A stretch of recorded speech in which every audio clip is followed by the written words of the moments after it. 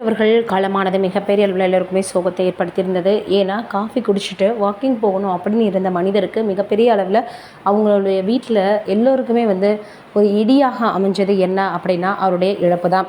திடீரென மூச்சுத்திணறல் ஏற்பட்டு மருத்துவமனையில் அனுமதிக்கப்படுறதுக்காக கூட்டிகிட்டு போகிற வழியிலேயே அவர் காலமாகிட்டார். அடிக்கடி அவர் சொல்லக்கூடிய விஷயம் 75 வயது ஆயிடுச்சுன்னா யாருக்கும் எந்த வாரமும் கொடுக்காம நம்ம போய் சேர்ந்துடணும் அப்படின்னு. அப்படி அவர் சொன்ன மாதிரியாகவே இப்போ நடந்திருக்கு. ஏன்னா அவருடைய வயது 75. அதோட இவர் என்ன இருக்குது அப்படின்னு பார்க்கும் பொழுது சமீபத்தில் தான் வெளியூருக்கு போயிட்டு வந்திருக்கிறார். அதனால் அவருக்கு கொஞ்சமாக பார்த்திங்கன்னா கோல்டு இருந்திருக்கு. அதனால் அதற்கு மட்டும்தான் மருந்து எடுத்துருக்கிறாரு. வெளியில் சாப்பிட்டாலே அவருக்கு செட் ஆகாதான். இதை தான் பார்த்திங்கன்னா அவருடைய மகன் சொல்லியிருந்தாங்க. இந்த நிலையில் கடைசியாக அவர் யார்கிட்ட பேசியிருக்காரு அப்படின்ற மொபைல் ஃபோன் எடுத்து பார்க்கும்போது அவர் கவலையாகவோ இல்லை வேறு ஏதாவது சிந்தனையிலையோ கிடையவே கிடையாது. நண்பர்கள் எல்லாருக்கிட்டையுமே ரொம்பவே சந்தோஷமாக தான் அவர் பேசிகிட்டு இருந்திருக்கிறாரு. எந்த பிரச்சனையும் இல்லாமல். ஆனால் எல்லாருக்குமே கால் பண்ணி அவர் இறந்து போகிறதுக்கு முந்தின நாள் நைட்டு பேசியிருந்திருக்கிறாராம். அதனால் இப்போ அதை எடுத்து பார்த்துட்டு அவங்களுடைய குடும்பமே ரொம்பவே கவலையில் இருக்கிறாங்க. ஏகப்பட்ட விஷயங்கள் அவருடைய ட்ரீட்மெண்ட்டுக்கு பார்த்திங்கன்னா மருத்துவமனைக்கு ரொம்ப சீக்கிரமாக நாங்கள் கூட்டிகிட்டு போனாலும் கூட இடையிலேயே வீட்டில் அவருடைய நீண்ட நாள் நண்பர் ஒருத்தர் சித்த மருத்துவர் பார்த்துருந்தாருன்னு ஏகப்பட்ட விஷயங்கள் ரொம்பவே வெள்ளாக பரவச்சு. ஆனால் அதற்கெல்லாம் முற்றுப்புள்ளி வைக்கக்கூடிய வகையில் அவங்களுடைய மகள் சொல்லியிருந்தாங்க.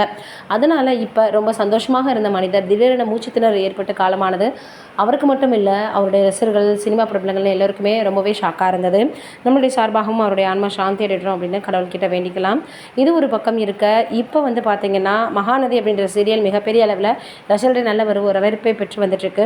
இதற்கு காரணம் என்னென்னா எல்லாருமே உட்காந்து குடும்பத்தோடு பார்க்கக்கூடிய சீரியல் மாதிரி இருக்குன்னு ரசிகர்கள் சொல்கிறது தான். இதற்கு காரணம் அதில் வரக்கூடிய விஜய், அதே போல் ஹீரோயின் அவர்கள் தான்.